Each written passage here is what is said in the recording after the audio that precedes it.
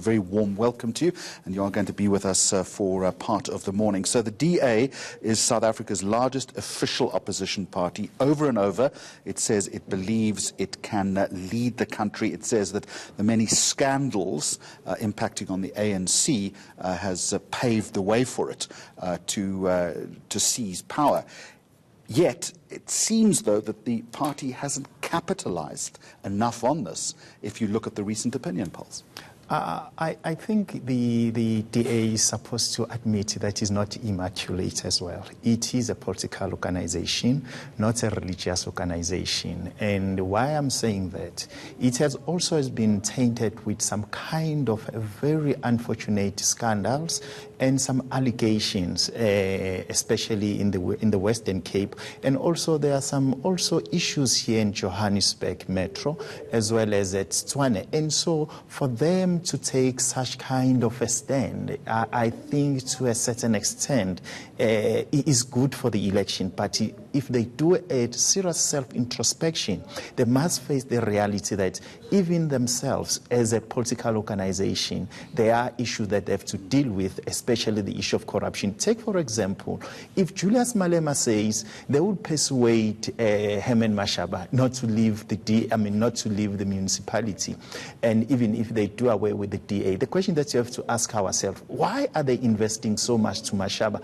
not to suit the DA as their coalition partners at Johannesburg? And so, as I'm saying, it is a political organization, it's not immaculate, and it's supposed to do a serious self-introspection as well. It seems to have been a campaign marked by a lot of stunts, reflecting the image of the party's logo onto Luthuli House, a statue of the Guptas, a member of the Guptas in the Free State. Has it been a well-run, well-articulated campaign, or is it simply relied on this kind of showbiz?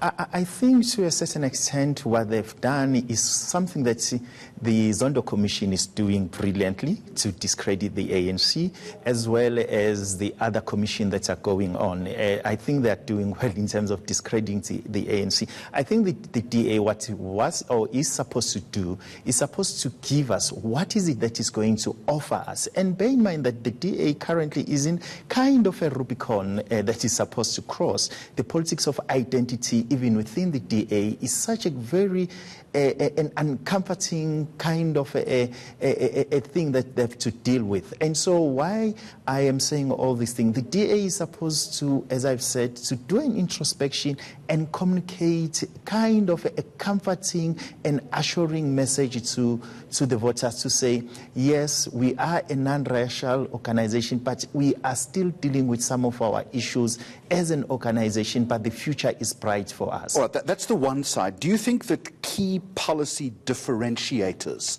have been well enough articulated in order to give the voters a clear idea of where the party stands in comparison to others? Look, in nowadays in South Africa, we look at the skin pigmentation, and then we think that the skin pigmentation is the ideology of that particular organization. And I think the DA, in this case, they've been very clear when it comes to the issue of land, to say we can't simply take land without compensation. And also, they've also questioned the current status of the PEE. I think in those stances they've been very clear, not that they've been anti-progressive, but they've been saying they are offering an alternative to other political organizations. But look, in the South African politics is mainly targeting the condemned. And so the condemned, what they want is social delivery, is housing, is water, is electricity. And so the question that we have to ask ourselves, have they managed to communicate that message to the condemned? Because you know what is happening in the Western Cape when you come to poke up the issue of the so-called the housing there. And I think they have some kind of problems here and there, but them as well, they have to come out clear and tell us what is it that they will offer to the condemned, because the number of people who are going to vote are the condemned. And that we will inevitably hear in the main address from the party leader, Mmusi Maimane, as I've said a little earlier, around about 11 o'clock this morning. Xolani Dube, thank you very much indeed. We'll hear from you again throughout the course of the morning.